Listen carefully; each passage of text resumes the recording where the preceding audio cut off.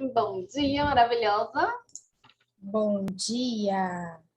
Bora começar? Hoje vamos explorar. Vamos explorar capítulo 5, da página 80 até a página 94. Isso é mais curtinho. Isso aí, o explorador. A gente enganando as pessoas, esse é mais curtinho, aí o vídeo tem 3 horas e meia. Então, vamos entrar no lema Não levante cercas à minha volta. Eu me lembro de uma vez ouvindo uma professora falando sobre isso, que ela colocou um parênteses escrito, deixa que eu mesmo levanto. Muito bom. Autossabotagem do explorador, clara. Deixa que eu Clarissa, levanto. muito bom. Mas é bem legal. Aqui ele explica logo na sequência. O explorador sai em busca de um mundo melhor.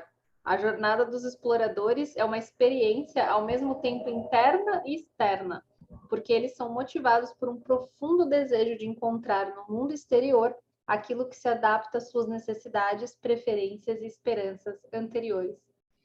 Verdade ou mentira? É muito verdadeiro. E assim, é muito real porque ele vive isso de forma intensa, né?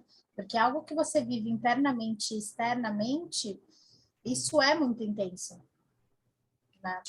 Eu acho que o explorador, ele é o arquétipo que melhor produz o desenvolvimento humano na prática, porque ele faz justamente esse olhar de movimento, né? Eu acho que Isso. falta muito movimento, muitas vezes, não sempre, né? Nos arquétipos de desenvolvimento humano. Eu gosto bastante desse. Eu consigo pensar assim, que um explorador, ele não sobe uma montanha, ele não vai até o topo do Everest porque ele quer estar se exercitando, ou, sei lá, um objetivo simples do corpo físico, sabe? Vai muito além. E é preciso também, porque para você. Ontem eu estava explorando o feed do Instagram e apareceu uma avalanche que teve no Everest e um pessoal que já estava 21 dias no acampamento 1 tomou um susto. E eles falam assim, por isso que o preparo mental tem que ser muito maior do que o preparo físico, porque a gente nem começou a escalar e, e já tem, né, essa surpresa, assim. Então, você realmente precisa... Eles estão ali, eles são exploradores, a maioria, mas eles não estão ali só pelo corpo físico, só pelo simples fato de realmente escalar. Fisicamente Não. conseguiram, né? Eu acho que tem uma metáfora muito grande para eles na natureza, né? Em todo Exato.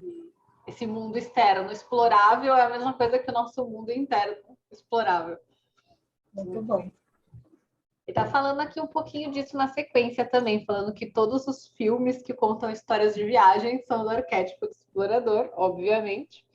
Já vi todos, inclusive esse aqui do As Aventuras de Huckleberry Finn, faz tempo que eu não vejo, deu vontade de assistir de novo. Já está aqui na página 80, né? É. É verdade. Tem muitos filmes legais aqui. A Terra Devastada, você conhece? Deixa eu ver qual. Não. Eu também não. Esse aqui eu não conheço. Você conhece? Não, também não. Também não. Ele Mas ainda fica tem aí a o dica. Curioso mais pra frente e o Zorro. Então, talvez até valha a pena aqui deixar algumas referências. Ele fala de On the Road, é mais famoso, talvez o mais famoso aqui desse parágrafo. A Odisseia de Homero, famosas séries de TV como A Marca do Explorador são o Zorro e A Jornada nas Estrelas. Ir corajosamente até onde nenhum homem foi antes.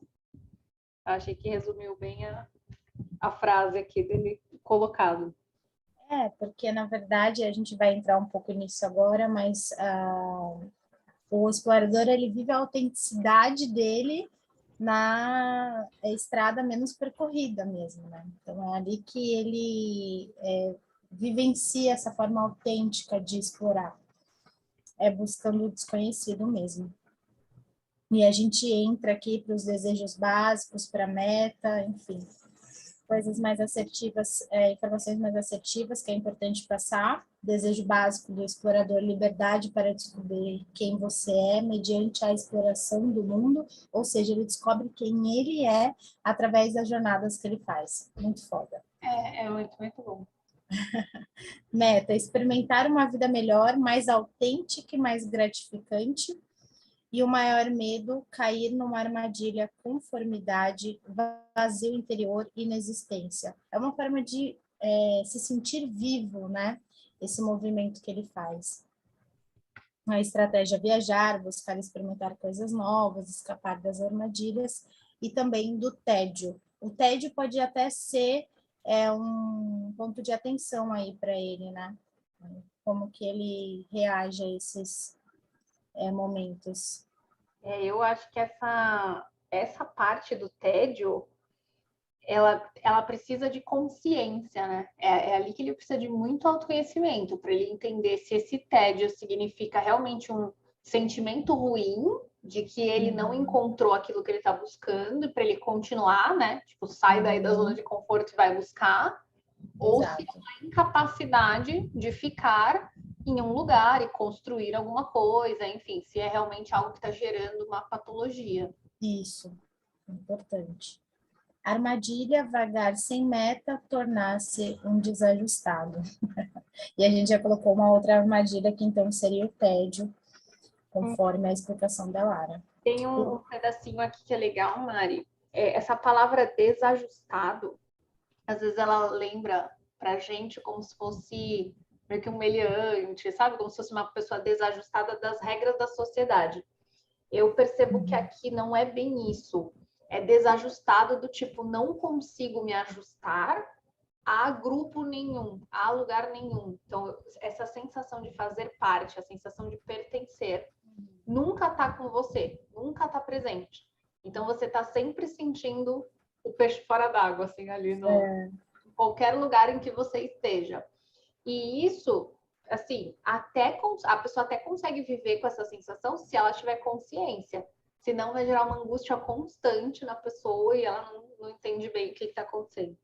Legal, foi um ótimo ponto de vista. Regras, né, sobre esse tipo de coisa. Legal, isso é importante, né? Porque é um incômodo que precisa ter a consciência para ele conseguir saber o que fazer.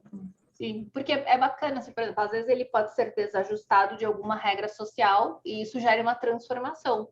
Isso não é negativo.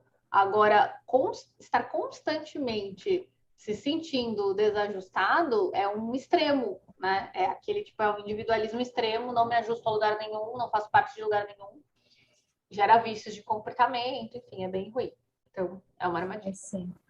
É engraçado, né, que a gente vai passando pelos arquétipos, por enquanto a gente passou pelo inocente e o explorador, mas eu consigo ver a historinha do patinho feio em todos os arquétipos que a gente tem passado, assim, né? A gente vê ali uma fase da historinha dele passando por Precisa dar uma lembrada. Mas eu acho que talvez, assim, em um nível maior, aquele que ainda não se identificou com o seu arquétipo e vive a parte luminosa dele, vive realmente uma identificação com ele, tem essa sensação, né? Como se você estivesse no bando errado. Como se estivesse passando, muito gostoso.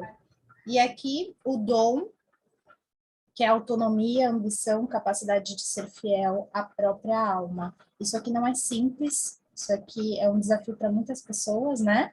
O que a gente fala parece sim, tão simples dentro do contexto, né? Porque o explorador, ele é determinado, ele é ambicioso, mas você ter realmente autonomia e ter capacidade de firmar ali as suas convicções e ser fiel a ela em cada estrada que você percorre, porque você encontra pessoas, você encontra culturas, você encontra histórias, mas você passa por elas, leva aquilo que é preciso e mantém a sua fé ali, a sua convicção, os seus valores. Então, não é algo simples, não é algo fácil.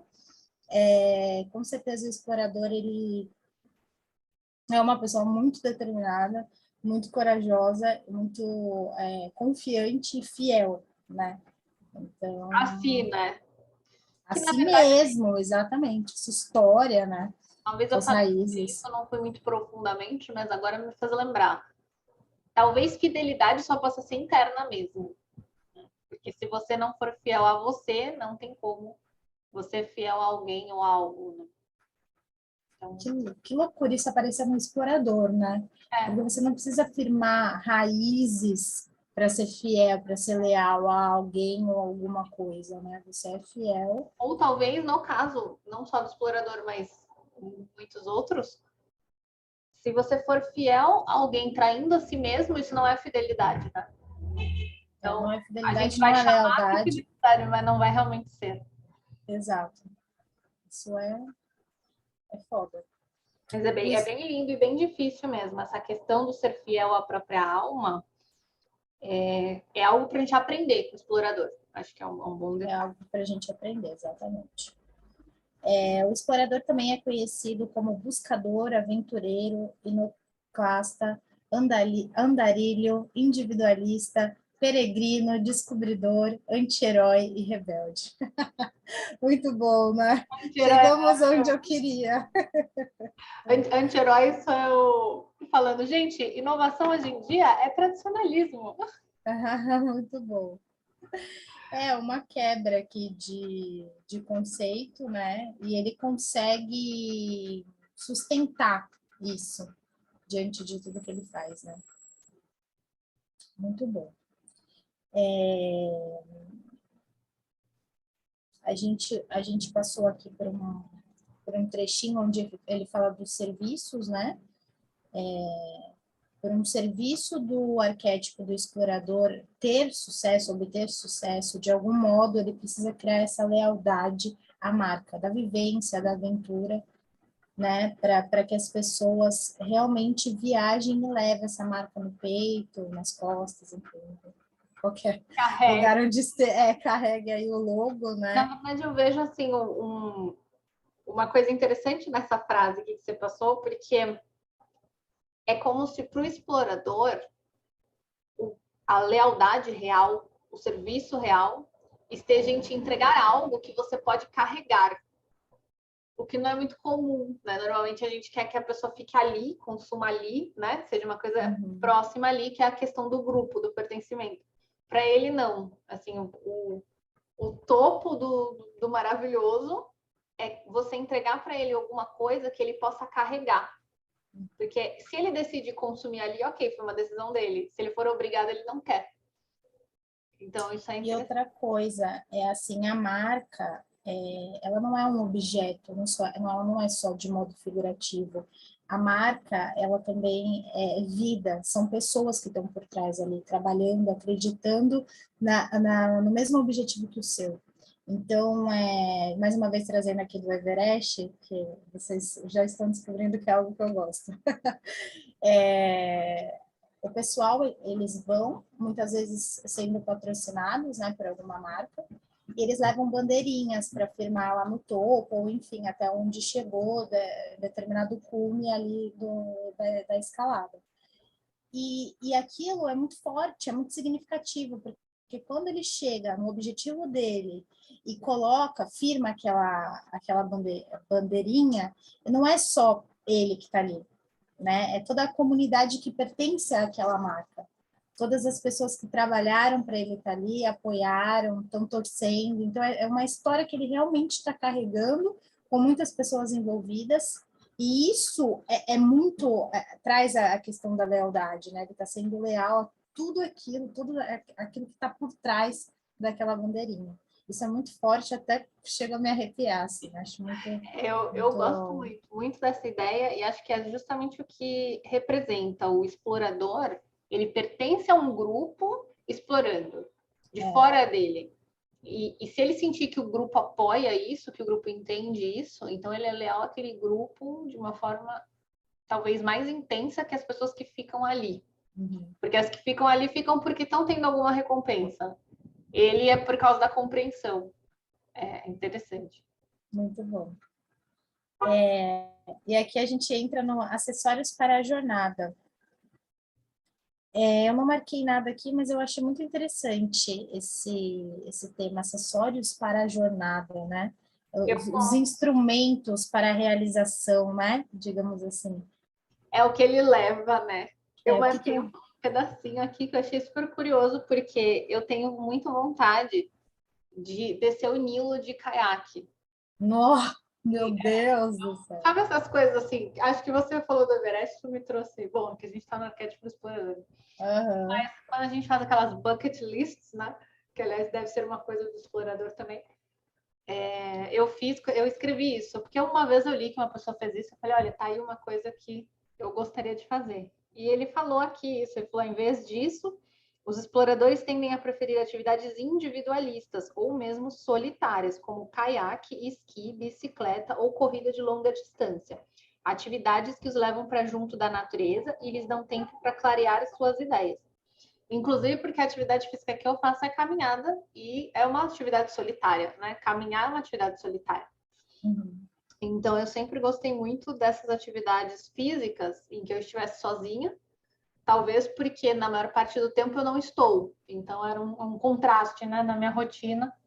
Eu achei curiosíssimo ser uma característica do arquétipo. É muito curioso essa característica do arquétipo, a gente vai passar aqui pelos níveis, eu acho que ele fala um pouquinho sobre isso. Mas é muito curioso essa individualidade, essa singularidade que o explorador carrega, porque a gente sabe qual é a diferença de você fazer exercício, eu que sempre fiz exercício minha vida inteira, fazer com um parceiro, uma parceira, por exemplo, no Muay Thai, você só treina com parceiro, né? É um que bate, um que segura.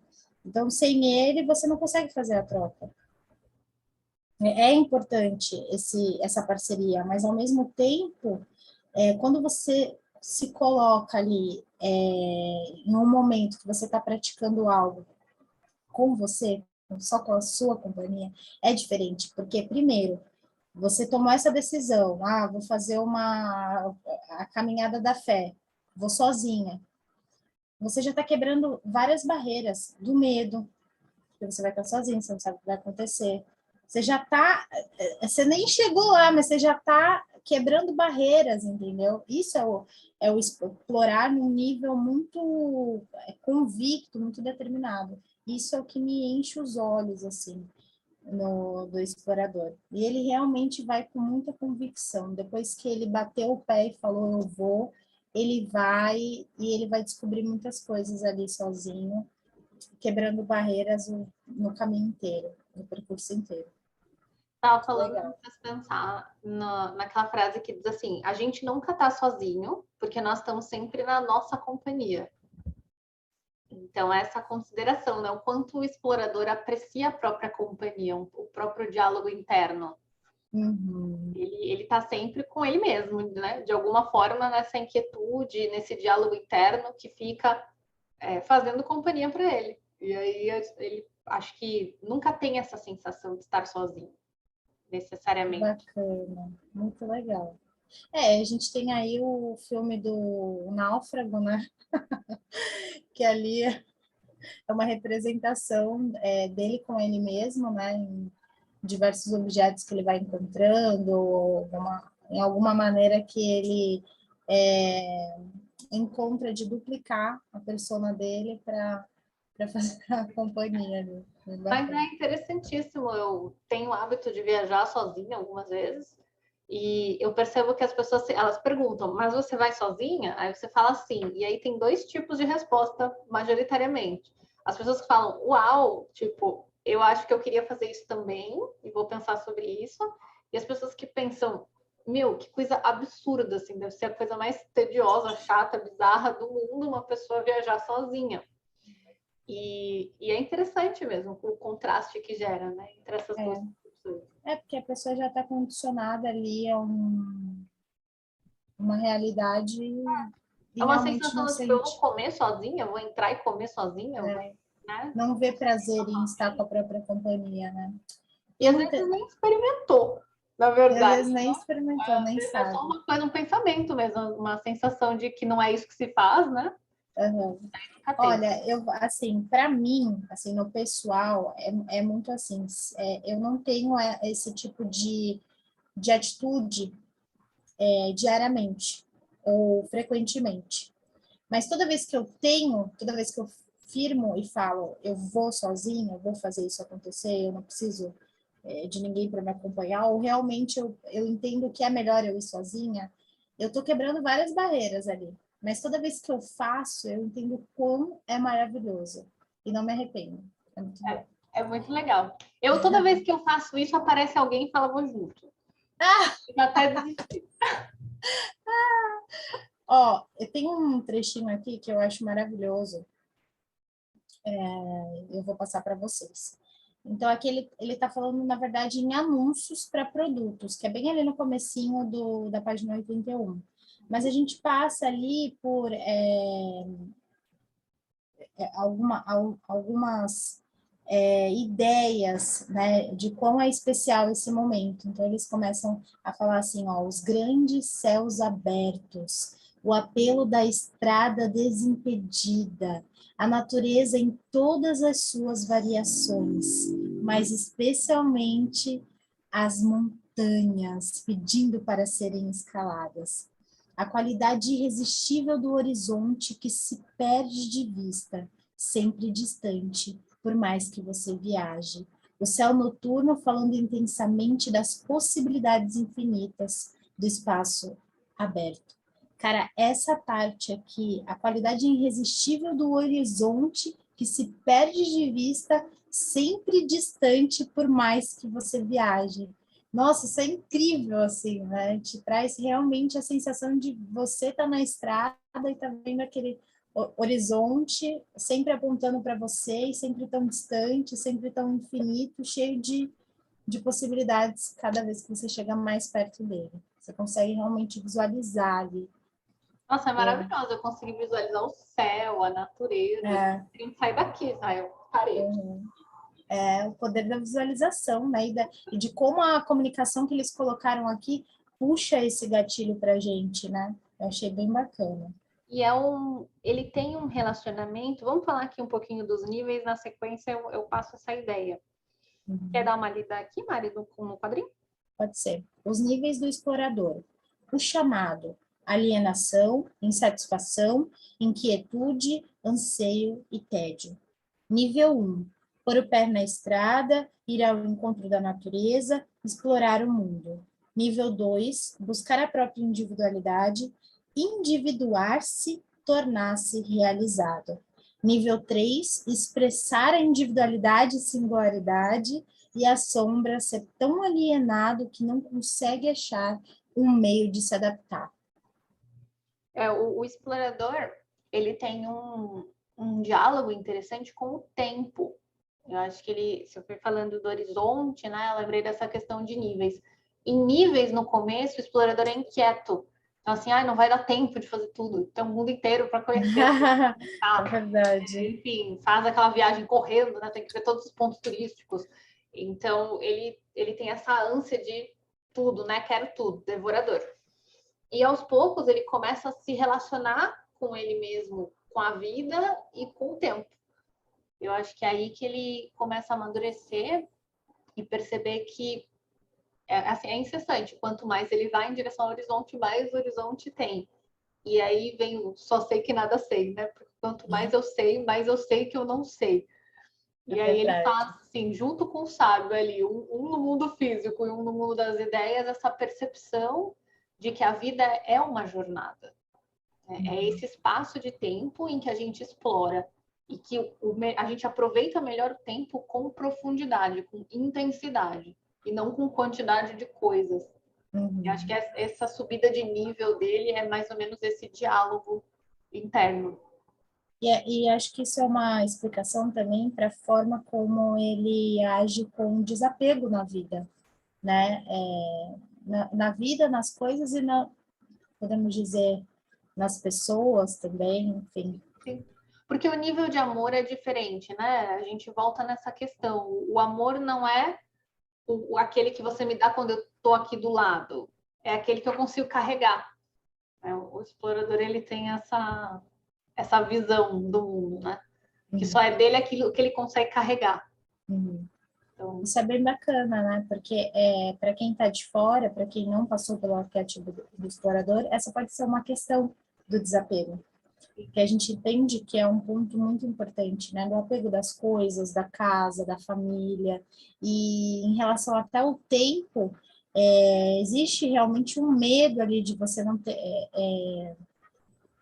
entender que você está optando por ir para uma jornada, para uma caminhada, para uma viagem, deixando a sua família, deixando, enfim, tem esse vínculo de pensamento que gera desapego, gera o medo de explorar.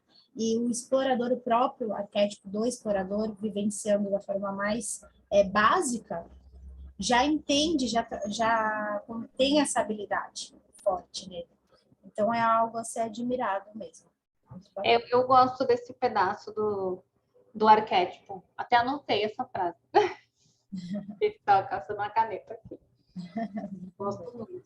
Aí fala na sequência, logo na sequência do quadrinho, o desejo de liberdade dos exploradores faz com que eles sejam cautelosos na hora de se amarrar com alguma coisa, incluindo prestações ou financiamentos a perder de vista, e pode se tornar uma armadilha também, né? Que aqui eles acabaram não descrevendo, porque também não é função, né, dessa parte, mas pode ser a fobia de compromisso, que é algo muito complicado. Inclusive, caso você, ouvinte, aí esteja explorando algo desse tipo, é bom um psicólogo aqui nesses casos, porque a fobia de compromisso é muito delicada. Ela gera essa sombra mesmo em altíssimo nível, né? Não conseguir se adaptar em lugar nenhum, a nada, enfim, a nada que você se sinta ajustável, né? Não há lugar nenhum em que você se sinta de fato em casa, né? Não, a sensação de lar não existe. Isso é bem ruim, então isso é a sombra desse arquétipo. Aí a gente volta mais uma vez para a questão do desapego, né? Às vezes ele já vivenciou tanto isso, já conviveu tanto com desapego, que para ele realmente firmar um compromisso ali, ele precisa rever tudo para entender como vai funcionar para ele. Eu acredito que grandes empresários, eles passam por essa sombra e renascem, né? Os empresários, donos de empresas do arquétipo do explorador. Eles têm essa dificuldade de compromisso até desejar se comprometer com uma ideia. E falar assim, não, eu não me ajusto aos lugares que eu fui, eu gostei, eu explorei e tudo mais, então eu vou criar esse lugar, né? Esse lugar que vai se ajustar a mim, né? Esse reflexo perfeito da minha alma. Então, as empresas têm, eu acho, muito essa característica de se tornarem o lar, né? De se tornarem o local onde esse explorador renascido aqui consegue se comprometer. E é bem bacana. É importante, porque a empresa é um compromisso muito sério. Exato. Mas eu acho que também entra aí uma questão de transformar a percepção mesmo, do que, no caso, ele está levando ali como lealdade, e pode se tornar realmente um grande compromisso, que é também a questão ali da bandeirinha, né? É um compromisso que ele firmou, e ele leva até o fim, só que ele entende que o movimento que ele faz se adequa à realidade dele. Sim. Então, é transformar aí a percepção e entender como isso funciona no dia a dia, né? Na construção de uma empresa, de uma marca, de uma família, né? De relacionamentos, de né? formas diferentes, quebrando padrões, né? Porque muitas vezes são os empresários que quebram a percepção de que o empresário tem que estar ali todos os dias para fazer o negócio crescer. Porque ele é um cara que não vai fazer isso, né? Mas o que ele vai fazer? Às vezes é o cara que viaja e vai trazer para a empresa diferentes cardápios, enfim, ou coisas assim, diferentes ícones de culturas, enfim, aí vai construir aquela marca. Ele quebra o padrão mesmo, é bem legal. Bem bacana. Inclusive, eu pensei da gente dar uma lidinha aqui nessa parte que fala da Starbucks, porque eu acho que a Starbucks é uma obra-prima, especificamente uma obra-prima do explorador. Manda ver. Então, aqui ele conta um pouquinho, né? Que a Starbucks é listada pela Interbrand como uma das 25 maiores marcas globais do século XXI e pela Fortune como uma das 100 melhores empresas para quem trabalhar. É uma história de sucesso contemporâneo, uma obra-prima do arquétipo do explorador. Não só porque a marca expressa coerentemente o arquétipo em seu nome, logotipo, embalagem, lojas, varejistas, produto, serviço e mitologia. Em todos os aspectos, eles tem ali muito forte o arquétipo. O tema do explorador começa com o nome Starbucks, que é uma referência literária clássica ao romance norte-americano Moby Dick, de Herman Melville. Starbuck era o primeiro imediato da baleia Pequod. Apesar da natureza comercial da viagem, o capitão Ahab ficou tão obcecado com a ideia de matar Moby Dick para se vingar da baleia que lhe arrancou a perna, que esqueceu as responsabilidades para o seu sócio no barco. Então, no fim, a Pequod é destruída e quase toda a tripulação morre. Starbuck, sólido e estável, faz contraste com a loucura obsessiva de Ahab. No mundo moderno, o ataque frenético de Ahab à baleia pode ser compreendido com a devastação do meio ambiente, enquanto Starbucks, a empresa, com seu amor imparcial pela natureza e sua responsabilidade diante do consumidor, oferece um ideal ecológico moderno. Então, olha como eles associaram o romance, né, ao nome da empresa. A Starbucks reforça sua associação com valores ambientalistas e com lugares exóticos, doando uma porcentagem dos lucros das empresas à causa ambientalista nos países produtores de café. A Starbucks também enfatiza o uso em suas lojas de projetos e materiais de construção benéficos ao meio ambiente e sempre inclui um recipiente para recicláveis. O nome masculino Starbucks é complementado pelo logotipo de uma deusa marinha com longos cachos encaracolados. O resultado é que a Starbucks dá uma impressão especial de androginia, como os adolescentes de hoje. A cor verde reforça a imagem natural e ecológica, enquanto a decoração da Starbucks, combinando tubulações metálicas e madeira, faz lembrar um navio à vela. A Starbucks, é claro, importa cafés finos e oferece a toda a turma inquieta que precisa de um lugar rápido e confortável para descansar e talvez conversar. Um pouco ou de um cafezinho para tomar na estrada. Então, de novo, a questão do levar, né? Para mim é um negócio muito, muito forte. Com as múltiplas escolhas disponíveis de café, leite, xarope, o ato de pedir um café se torna uma afirmação de identidade pessoal. Uma campanha publicitária apresentou explicitamente o ato de pedir um café como uma afirmação da singularidade do freguês. A qualidade prestigiosa do local implica um senso de bom gosto pessoal. Você nunca fica muito tempo na fila, porque afinal de contas os exploradores são inquietos, e a Starbucks está em toda parte, pelo menos no território continental dos Estados Unidos, e quase todo canto que você vai, você pode parar para tomar um café. A Starbucks tornou-se internacional. Nos Estados Unidos, uniu-se à empresa de transporte aéreo e ferroviário, a rede de livrarias Barnes & Noble, onde as pessoas vão procurar meios de autodesenvolvimento e explorar novas ideias. E a universidades, pois o explorador geralmente está ativo nos adultos jovens. O explorador que existe dentro de cada um de nós é jovem. Ao oferecer um latte, que é 1/4 café e 3/4 leite, a Starbucks consegue promover um produto que está tradicionalmente ligado à primeira maneira pela qual as crianças tomam café e ainda torna elegante. A Starbucks é hoje uma parte tão importante da cultura norte-americana que a Magic Johnson está investindo seu dinheiro para abrir lojas em locais como Harlem e a região sul de Los Angeles, firme na crença de que basta ter uma Starbucks em uma área desvalorizada para trazer uma maior sensação de esperança e mobilidade social ascendente. Como foi que a Starbucks convenceu as pessoas a pagar mais de $2 por um café? Simples. O arquétipo do explorador artisticamente expressado em cada detalhe. O produto, a embalagem, as lojas, o logotipo, o nome e a própria experiência de fazer o pedido no balcão. Assim é o poder desse arquétipo.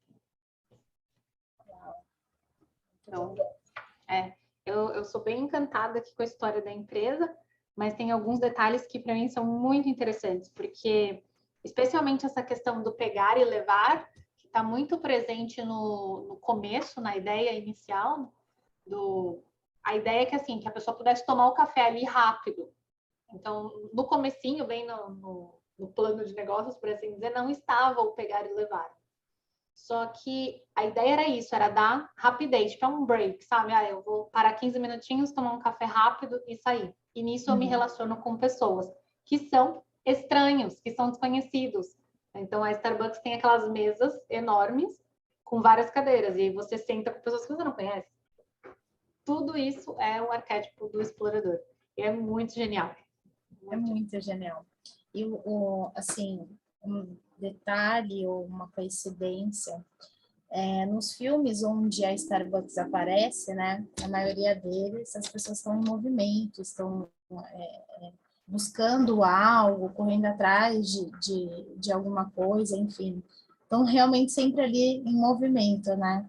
Correndo para uma reunião, correndo para pegar um trem, enfim.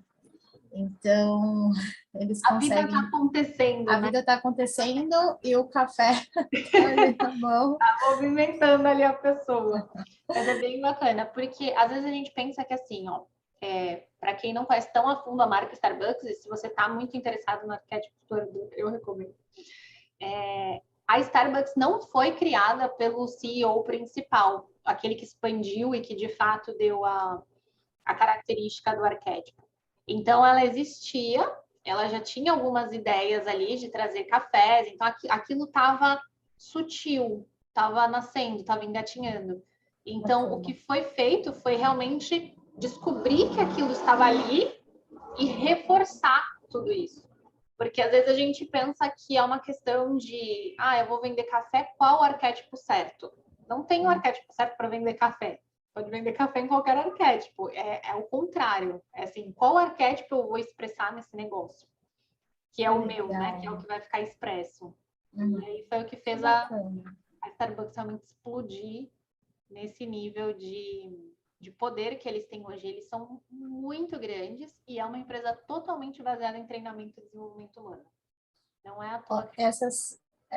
Essas percepções que você trouxe são muito importantes. A primeira é de que nenhum arquétipo realmente vai ser ideal para aquele negócio, né? Ele não é definido, não é pré-definido ideal para abertura de uma marca, ou enfim. E ele traz até uma questão de você inovar realmente a percepção, a estratégia de venda, de comunicação, porque você pode realmente viajar e adotar diversas maneiras de atrair os seus clientes. Então, como que a gente ia imaginar que a gente ia fazer compras com café na mão, que a gente ia viajar com café na mão, que a gente ia fazer uma reunião com café, enfim. Porque aquilo ia fazer realmente falta, né? e que realmente Tô sem o café, né? Cheguei. E de você trazer uma representatividade, né, para dentro, enfim, de onde quer que você esteja ali. E isso é muito bacana. A outra percepção que você trouxe que é muito legal, que eu já esqueci qual que é. Depois você assiste o vídeo e coloca no... Depois a gente assiste e volta tudo de novo. Mas realmente isso é uma forma da gente sair da caixinha. Não existe arquétipo ideal. Agora eu lembrei. Pegar esse gatilho que já existe, aquilo que já está sendo... Porque assim, a gente consegue entender realmente que existem características ali quando a marca é lançada, e você pegar todos esses limões e fazer uma limonada é muito mais vantajoso, né, do que você mudar, de repente, toda a estrutura, todos os valores, todas as características, a imagem. Porque você vê, conforme os anos foram passando, cada vez mais eles conseguiram explicar dentro do objetivo deles, né? As cores, a imagem, o padrão de atendimento, de recebimento das pessoas ali, de acolhimento. Não, Então, você vai vendo muito como legal. vai. É Muito legal. bacana. É genial de verdade. E assim, meu pensamento agora foi aquele do branding, né? Qual que é a vantagem de você ter alguém com você nessa concepção de marca? Porque normalmente a ideia já traz os elementos do arquétipo. A pessoa que ela tem a ideia de, eu quero montar uma cafeteria assim, assim, ou a nossa, né? A gente quer montar uma escola assim, assim, assim. Já tem elementos do arquétipo ali. E às vezes a gente não percebe, porque é muito sutil, mas um olhar treinado percebe. E quando você enfatiza, aí você começa a criar tudo ao redor do arquétipo, aí se transforma nessa obra-prima aqui. Exatamente. Por isso que é importante você levar em consideração, né, os arquétipos, levar em consideração a estratégia que você leva para a sua marca, os profissionais que você conta ali para estruturar tudo isso, porque uma visão errônea e uma convicção que não é tão convicta assim, né? Faz você se confundir, faz você se perder e realmente não conseguir trazer a representatividade do que está dentro de você, do que você idealizou para o seu projeto. É muito importante. Na sequência, ele vai falar um pouquinho aqui a sensação da jornada em casa. Então, ele vai mostrar que não precisa estar em movimento externo. Você marcou alguma Não coisa? marquei, não marquei. Eu marquei só o meinho aqui onde ele fala da Amazon. O explorador pode explorar, mesmo que não seja fisicamente, mas através de todo um mundo de informações. O nome Amazon evoca a imagem de um barco no rio Amazonas, enquanto você está confortavelmente sentado em sua casa.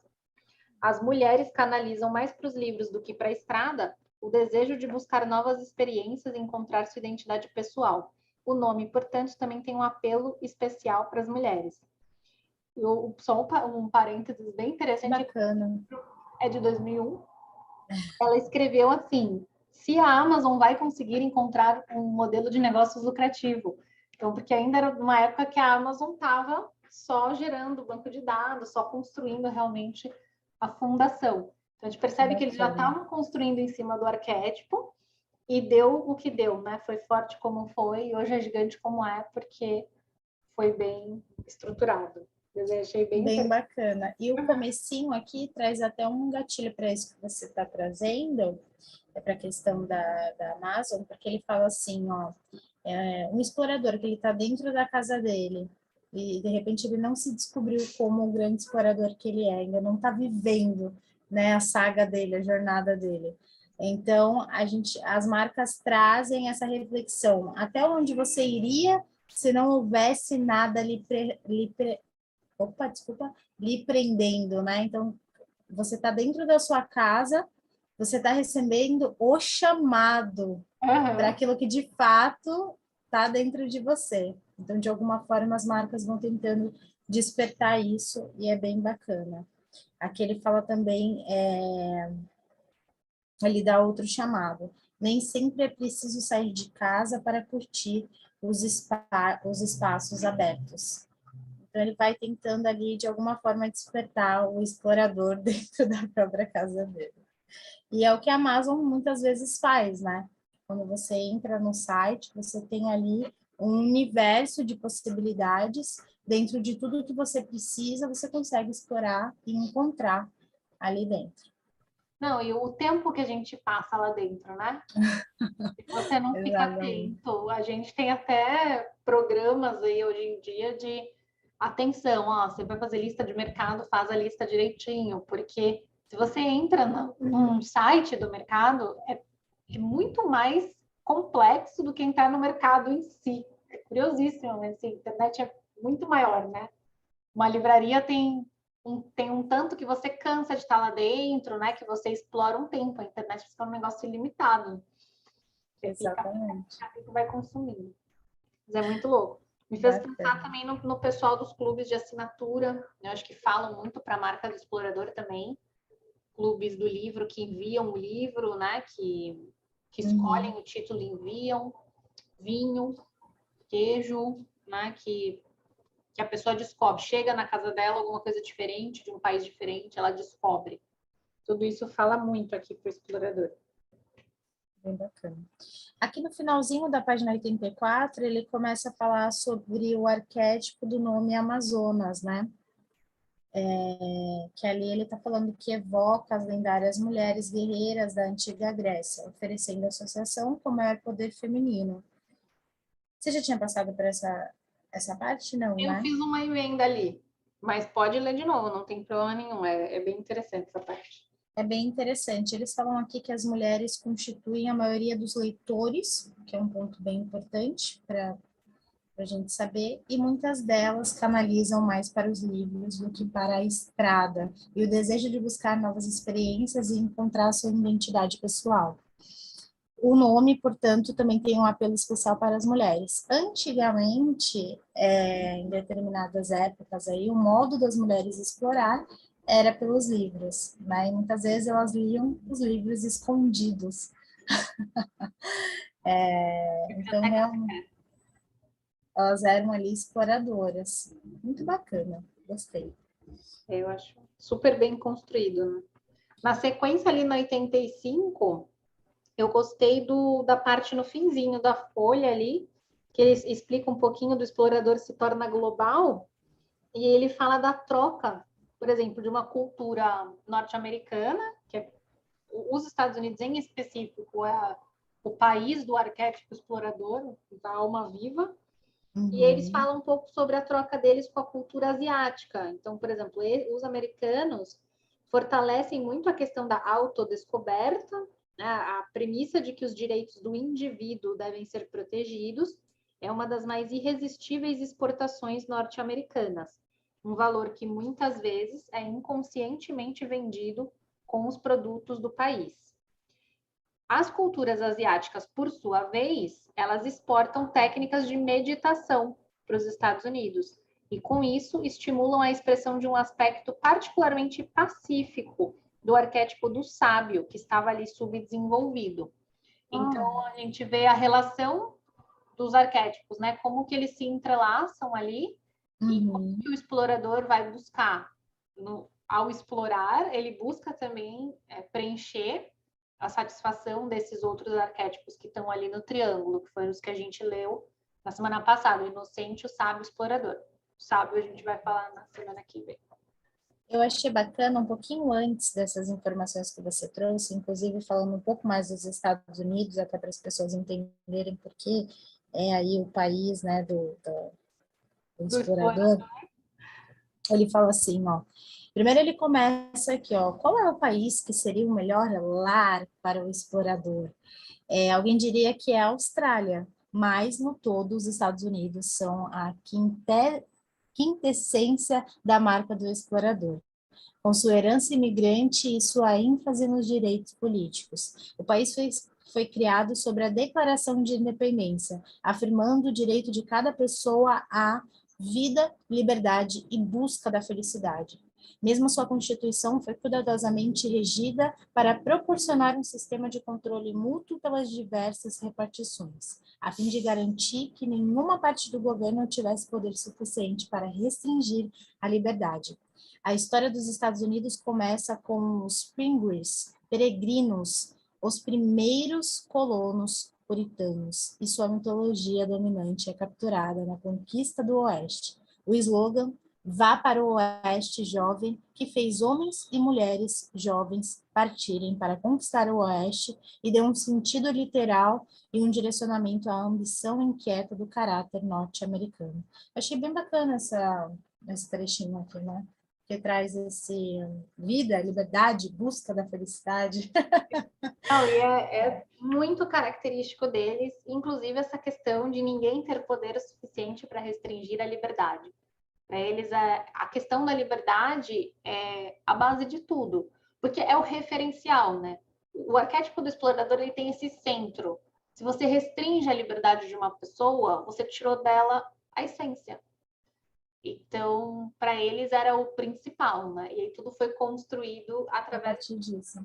claro que É muito gostoso. Na história, a gente vai ver, inclusive, as sombras do arquétipo em muitos momentos da história deles, dentro da questão do desapego, muitas vezes o desapego com culturas que eles não se encaixam, então os desajustados a gente vê bastante. Mas em sua luminosidade é lindíssimo de ver, assim, é realmente um campo aberto, explore e se descubra no caminho, né? Tanto que o autoconhecimento, como a gente meio que conhece hoje, né? A grande literatura da autoajuda, vou colocar umas aspas aqui, é americana. Eles são aficionados por livros de autoajuda, autodescoberta, né? É para eles o tema gostoso central. a gente falar sobre o autoconhecimento dentro do explorador, porque a gente consegue trazer essa forma de explorar em diversas formas, né? Não é só nos livros, não é só nos estudos, mas é também pelo caminhar, pelas jornadas, pelas viagens, enfim, a maneira que você entende que é importante e necessário para você naquele momento, Sim. né? E isso tem a ver com liberdade. Você ter um momento, um espaço dentro da tua casa que você consiga abrir um livro e ler em paz, né? Isso é liberdade. e a exploração, né? A liberdade de explorar. É a liberdade de explorar. Tanto que, assim, como a gente fala, se a gente vai buscar a fundo, vai encontrar muitas das sombras do arquétipo, né, na história e nas atitudes americanas. No fundo, o que eles estão tentando construir é justamente um mundo onde as pessoas sejam livres para ir e vir. Só que dentro da concepção deles. Então, é aí onde a gente encontra a sombra. Mas na luz, o que eles fizeram com a globalização foi isso. Uma forma de ampliar o mundo, né? Uma forma de deixar o mundo maior. Então, é interessante. Né? Como aparece aqui. Depois, inclusive, o que eu marquei foi o jovem explorador. Mas não sei se você marcou alguma coisa antes disso. Não, eu já vim para o jovem explorador também. Ali está dizendo qualquer arquétipo pode expressar em uma pessoa de qualquer idade, contudo, é provável que os adolescentes e os jovens, em praticamente todas as culturas, tenham em si um lado explorador. Isso porque eles têm como tarefa de desenvolvimento descobrir quem são e o que querem fazer. Então, essa parte eu achei bastante interessante. A forma como a gente percebe que, independente do arquétipo regente, a gente passa, ao longo da vida, por diferentes arquétipos que vão coincidir com o nosso momento de vida. Você falou isso bastante na questão do inocente. E os jovens têm toda a relação aqui com o explorador. Adolescentes. E a Mari foi-se embora. Gata, só um minutinho. Eu vou precisar atender uma ligação. Então, aqui, eu marquei no Jovem Explorador esse pedacinho, né? E depois ele explica, para muitos jovens, o arquétipo do explorador está associado à experiência de deixar a casa paterna e ir morar no campus da universidade, por exemplo. E outra fase da vida em que o explorador é fortemente reativado é a meia-idade. E ele falou aqui de um livro que eu fiquei curiosíssima, inclusive, porque eu nunca tinha ouvido falar. Ele falou o livro de Anne Tyler, Ladders of Years, onde uma inquieta esposa e mãe de meia-idade sai para um passeio na praia e, sem sequer ter tomado uma decisão formal, apenas continua caminhando e nunca mais volta para casa. Deve ser uma leitura bem interessante, porque é um certo exagero, né? Então, é interessante a forma como isso acontece dentro de nós. Muitas vezes a gente toma uma decisão interna, mental, e acaba indo em direção a isso, assim, indo em direção a isso, nem comunica para o resto do mundo, né? E o explorador faz bastante isso mesmo. Ele, a partir do momento que toma uma decisão de partir, ele foi. E é isso. Você considera o explorador introvertido? Extrovertido. Ter maior tendência à introversão? Porque ele viaja muito do interior para o exterior, do exterior para o interior. A gente fica... Talvez ele seja o arquétipo mais ambivertido. Ambivertido, né? Talvez, se a gente for fazer essa relação, ele seja a maior potência da ambiversão. Porque ele tem esse movimento, ele tem um movimento rápido e constante. Então, ele faz a extroversão, amigos e conversas e tal, depois a introversão, livros e sair, está em um relacionamento, não está, ele faz essa troca constante, é um movimento constante. Eu acredito que para o explorador não exista laços físicos. A sensação de que as coisas te prendem fisicamente. Acho que para ele as coisas são sempre sutis, né? Aquilo que realmente conecta pessoas não são coisas físicas, né? Lugares físicos, grupos físicos. Então, ele lida com isso, né? Porque de forma imatura vai gerar sofrimento, de forma mais madura vai gerar realmente um desapego inteligente, talvez. Ou o Juninho aí latindo.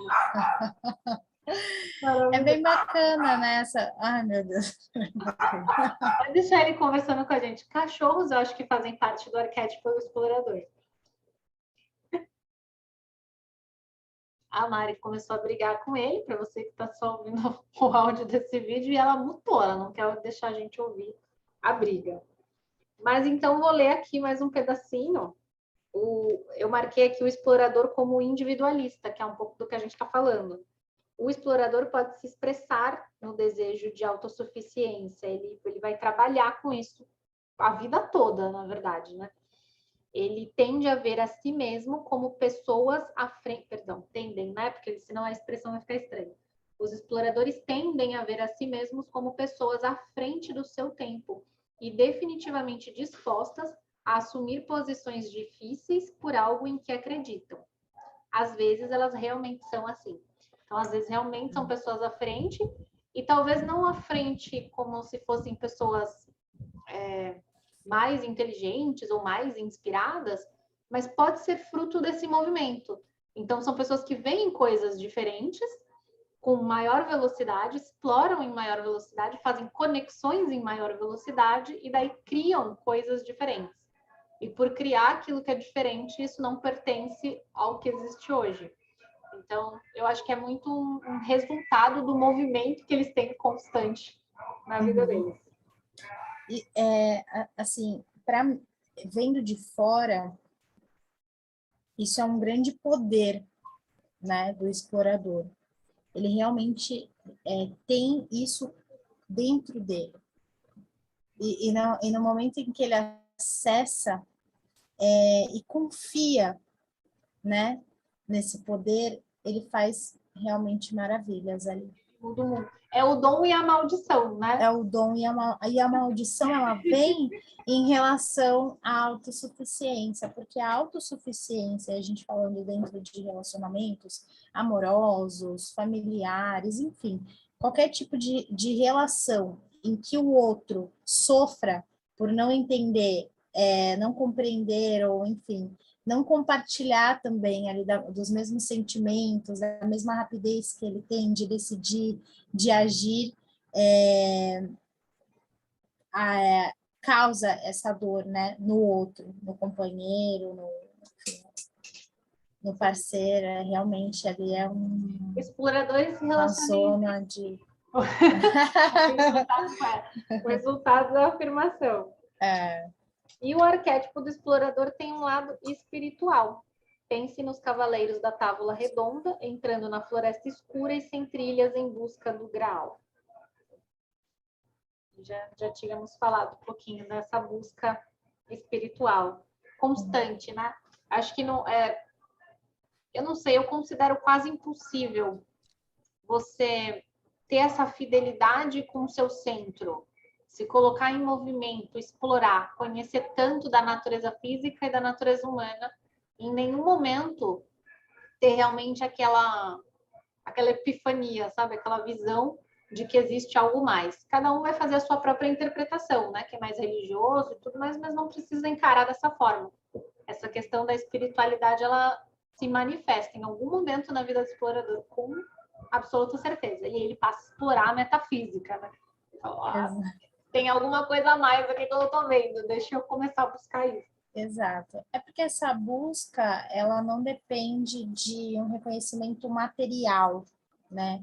Um reconhecimento, enfim, de repente ali uma premiação, uma competição, pode ser um estímulo, né? Mas muitas vezes não é isso, porque uma competição não é só uma competição.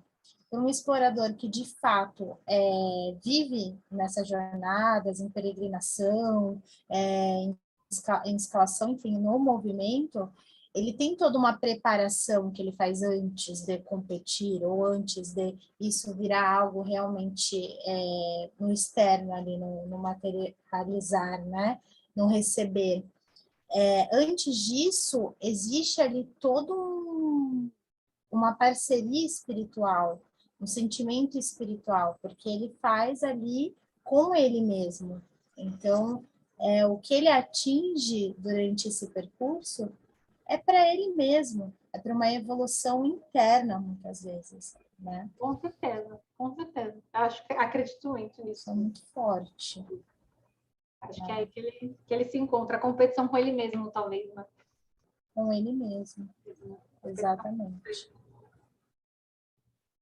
Mais alguma marcação ali? Eu marquei o primeiro parágrafo todo aqui do fim do 88, a louca. Do 88? Uhum. Então dá uma lida aí. Vamos ver. Caminhando com os mocassins do cliente explorador. Quando o arquétipo do explorador está ativo no cliente, Seu chamado é para explorar o mundo e, nesse processo, encontrar a si mesmo, para poder saber quem ele é. Alguns exploradores demonstram grande exuberância e espírito de aventura. Outros, como a Dorothy de O Mágico de Oz, parecem relutantes a respeito de todas essas viagens e só desejam encontrar um lugar a que chamar de lar. É óbvio que o eu interior do explorador nem sempre é tão confiante quanto a face que ele apresenta ao mundo. Bem sério. Autoexplicativo, É autoexplicativa. Você talvez também considere perigosa aquela parte de si mesmo que deseja pertencer, sacrificando sua identidade ao desejo de se adaptar. Quando esse sentimento é forte, você talvez faça conscientemente coisas que os diferenciem dos outros, como fazem os adolescentes com cabelos cor-de-rosas, tatuagens ou piercings pelo corpo. É como se a sua aparência estivesse gritando: eu sou diferente, para poder resistir ao impulso da conformidade. Contudo, quanto mais você faz isso, tanto mais solitário você se sente, e assim mais intenso será o seu desejo de pertencer. Quanto mais forte fica esse desejo, tanto mais assustador ele parece, e por isso você se afasta cada vez mais. E assim por diante. Mesmo que você tenha experimentado apenas um pouco desse processo, é possível extrapolar o suficiente para saber como se sente alguém preso nesse dilema. E essa foi a sombra que eu falei, né? O cuidado que é preciso tomar. Porque o explorador sempre vai dialogar com isso, sempre. A vida toda dele vai ser esse diálogo. Então, ele precisa encontrar uma forma de balancear esse diálogo e de conviver com as pessoas, mantendo a sua individualidade, mantendo o seu espaço.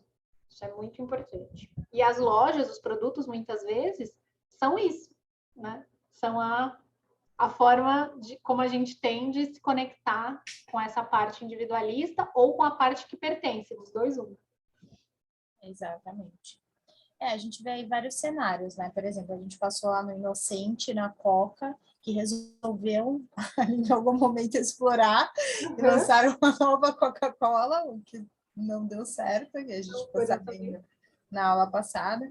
Como também entender de que forma mais natural, assim, as marcas conseguem trabalhar o movimento na diversificação, né, da própria marca e dos produtos ali que ela está apresentando. Mas eu acho incrível o poder que o explorador tem de apresentar uma marca, uma blusa, um objeto, trazendo tanta referência histórica, assim, né? Você vê ali na Starbucks, cara, eles tiraram uma história incrível e muitas vezes você não imagina, né? Eu não imaginava que era da Amazônia. Então, e tem um ponto de referência ali histórico maravilhoso, né? Das mulheres que exploravam, que liam. Então, olha de onde tudo começou. É um ponto de referência muito forte, muito foda. Sustenta realmente ali toda a grandiosidade da marca hoje. E eu acredito que esse talvez seja o nível mais alto do explorador. É quando ele começa a pertencer à humanidade. Ele se sente parte, mas de algo muito grande. Aí ele começa a alinhar e a balancear esse desejo dele de pertencer e ser independente. Na continuação aqui, gente, desculpa, mas assim, esse livro, essas páginas são curtinhas, mas são todas intensas, maravilhosas. A gente falou que ia ser rápido, né? Já estamos batendo horário.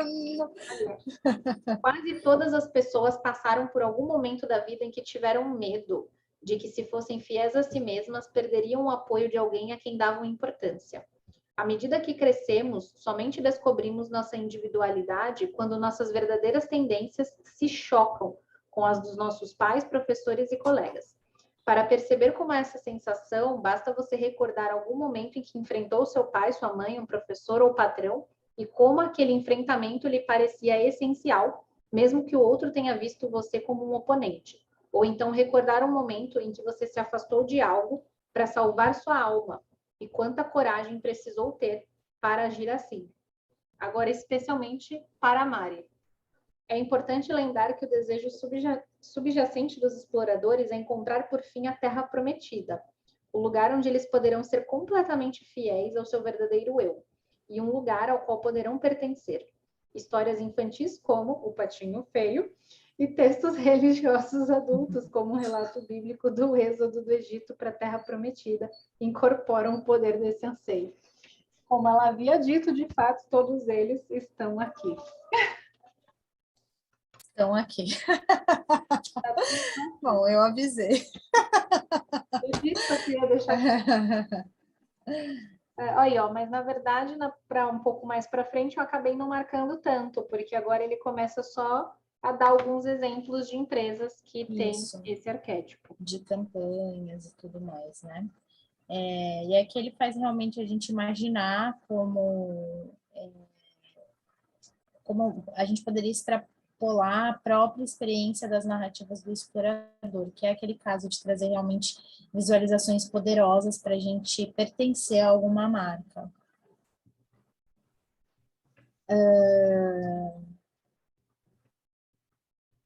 Aí depois a gente vem aqui para a organização do explorador, né? Ele já começa bem autêntico, né? O explorador valoriza a individualidade, ponto. Tá? Isso é uma verdade. Minimizam as regras e a tomada hierárquica de decisões e tendem a nivelar as oportunidades na medida do possível. Ou seja, eles tendem ali a nivelar, né, da medida do possível, e eu acho isso muito interessante, não só na forma da organização, mas na forma da representação pessoal e não agora falando da marca do arquétipo explorador. O explorador na vida é engraçado, né? Quando ele tende a trazer a conotação de explorar, ou seja, uma pessoa que gosta de aventura, que gosta do esporte, e ela vai para diversos, ela tem a opção de ir para diversos tipos de esportes, explorar ali toda a movimentação, enfim. A gente vê aí os esportistas do triatlo, né? Eles nadam, eles correm, eles andam de bike, então assim, eles gostam, eles se encontraram ali. Mas também tem um explorador que ele explora uma única modalidade. E tem até aqui uma referência bem bacana, que é da Bethany Hamilton, que tem um filme lá, acho que a maioria das pessoas já assistiram, que ela realmente consegue explorar ali uma única modalidade, que é o surf, e ela mostra que realmente era o propósito da vida dela. Ela teve ali a experiência de parar devido a um grande desafio, uma barreira, e ela podia ter desistido, mas não, ela continuou explorando outros meios de fazer, de viver ali o propósito dela. Então, isso daí é o explorador, assim, num nível hard, intenso, foda, determinado, e é isso, e acabou. Então, existem esses dois caminhos do O explorar. explorador não teimoso, né? É usar talvez o melhor da persistência. Exato. Eu acho que ali é bem trabalhado, né? Bem entendido, compreendido e organizado. Aqui ele fala um pouquinho da questão da políticas individualistas, né? Mais deshierarquizado, mais inovador. E aí me faz pensar nessa questão. Para o explorador, eu acho que é onde fica mais forte a questão do trabalho por resultado. Para ele, todo mundo tem que entender o que está sendo feito, a sua parte naquilo que está sendo feito e você faça do seu jeito. Ele vai valorizar muito isso. Uma coisa que o explorador não gosta é ter que dar ordens diretas e ficar cobrando, microgerenciando, né? O explorador não gosta de fazer isso, até porque ele nem entende como ele faria, já que a outra pessoa tem o modo dela de fazer. Então, isso vai gerar um conflito muito grande para ele. Você pedir para um explorador microgerenciar alguém, ele fala, tipo, oi? É bem bacana, porque a individualização dele também traz essa questão de respeitar a individualidade do outro, né? E às vezes, se o outro não quer, né, não dá tanto valor assim para a individualização, choca. Parece um descuido, né? Parece uma negligência. Porque ele entende que é a responsabilidade do outro. Eu mesma já tive responsabilidade problemas com relação à sensação de negligência ou de abandono, né? Como se você não estivesse dando atenção necessária para pessoas. Microgerenciamento não faz parte do meu tipo de liderança por causa disso. Então, é interessante. Você conviver com um explorador, no ambiente de trabalho, ou ele vai inspirar, ou ele vai fazer você tremer na base, você duvidar realmente, porque a convicção dele é tão grande, a maneira dele realizar é tão ágil, ele já tem aquele plano na cabeça dele, ele fez, até que eles falam, ó, uma vez a bordo, ele trata a sua perícia e ele faz as coisas ao seu modo na maior parte do tempo, ou seja, ele determinou, ele viu que era daquela maneira, ele vai fazer e acabou. Então, a pessoa que está do lado, muitas vezes ela vai, o plano está definido. Então, a questão, ó, que nem ele fala aqui, mesmo que os resultados sejam estabelecidos pela gerência, né, quem está falando, ó, a coisa já está dita como vai ser. Os empregados têm permissão de usar o próprio julgamento quanto aos meios. Eles não vão ser microgerenciados, mas é esperado que eles entendam a grande figura. E aí é uma questão de cultura extremamente interessante, porque é onde o trabalho de cultura realmente constrói uma empresa. Se você tem uma empresa com arquétipo do explorador, e aí você contrata com base em microgerenciamento, contrata com base em ficar ali, né, o tempo todo com a pessoa, exigindo que o processo seja feito de X, Y forma, vai ter problema.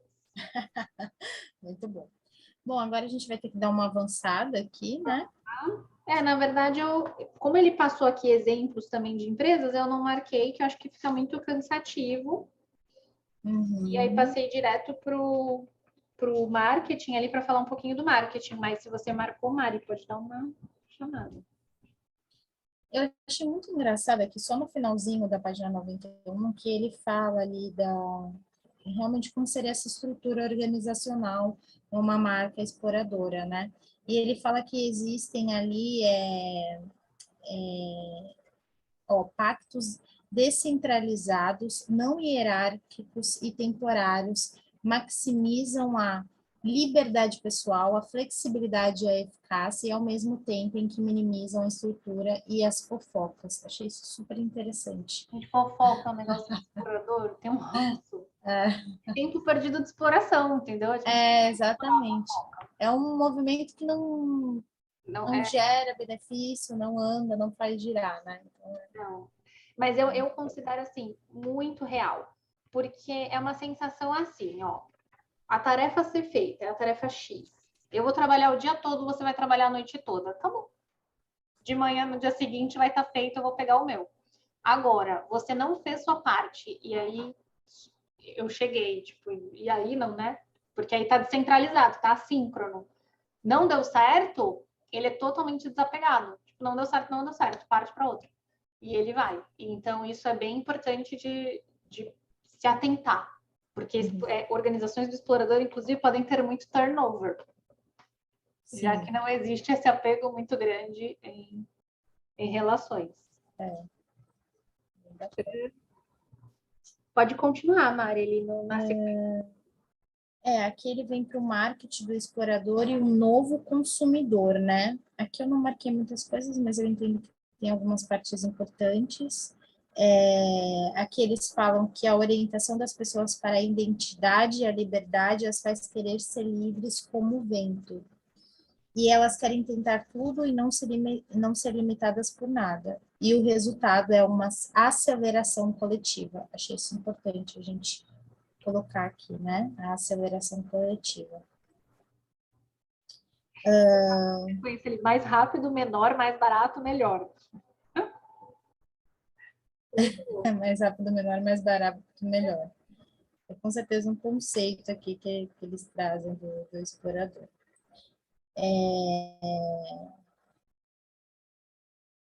Deixa eu ver o que mais é importante colocar.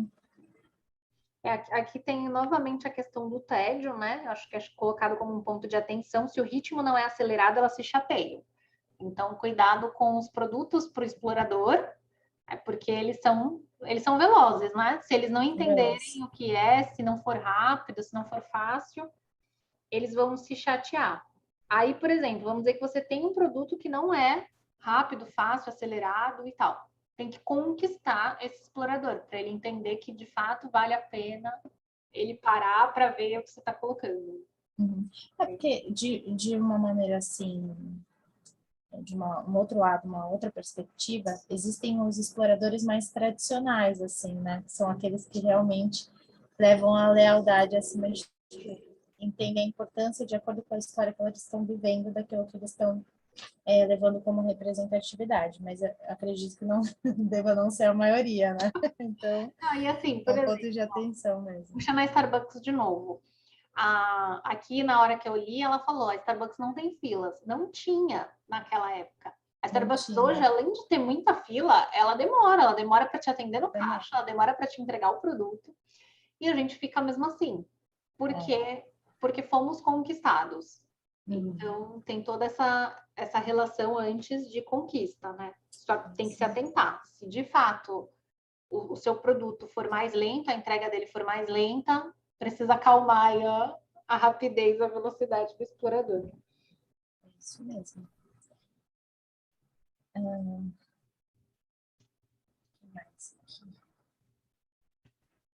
Por essa razão, boca a boca pode ser mais eficaz no marketing do que a propaganda enganosa. Mesmo assim, esses novos consumidores valorizam mais a mudança do que a coerência. Por isso, a lealdade à marca não é um valor natural. Então, ela vai ser desenvolvida, né? Ela tem que ir sendo construída.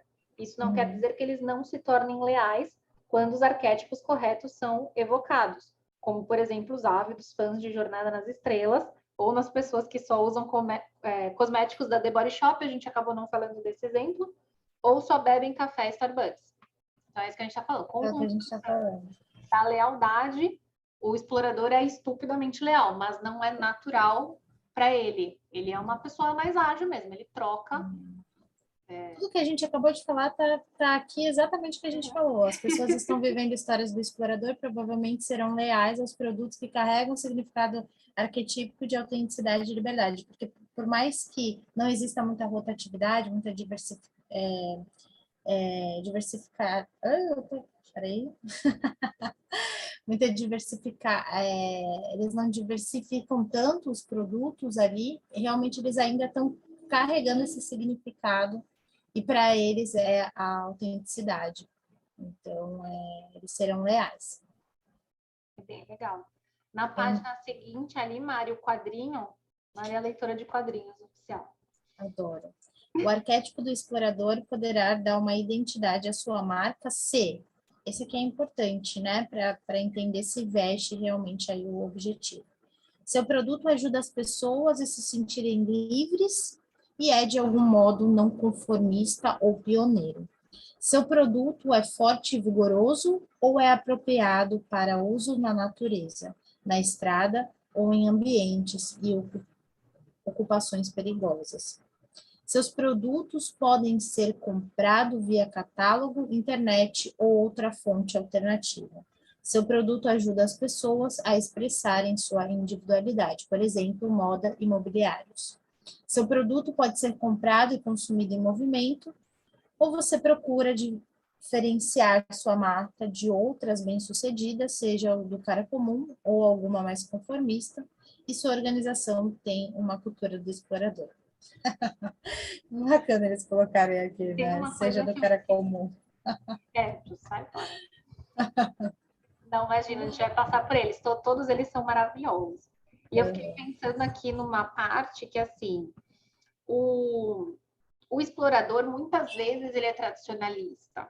Porque, na verdade, o movimento dele não necessariamente é em busca de algo novo. Ele pode estar buscando algo atemporal.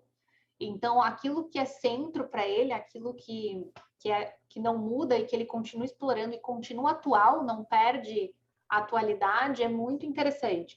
Então, ele fala aqui, por exemplo, do seu produto. Cadê o pioneirismo aqui, ó? Ajuda as pessoas a se sentirem livres, é de algum modo não conformista ou pioneiro. Se ele sente que esse produto tem uma data de validade muito rápida, ele pode não consumir. Isso agora falando, por exemplo, de cursos, de coisas, ele pode não consumir aquilo, porque ele vai consumir aquilo e daí vai ter que consumir uma outra coisa. Então, ele talvez prefira pular já para aquilo que já está mais lá para frente do que consumir algo que vai ser desvalorizado muito rápido. Então, às vezes, a gente fica com essa sensação que ele está buscando o novo. Não necessariamente o novo. Eu acho que é mais aquilo que de fato é pioneiro, aquilo que de fato tem sentido, ou é contra a cultura, ou é atemporal.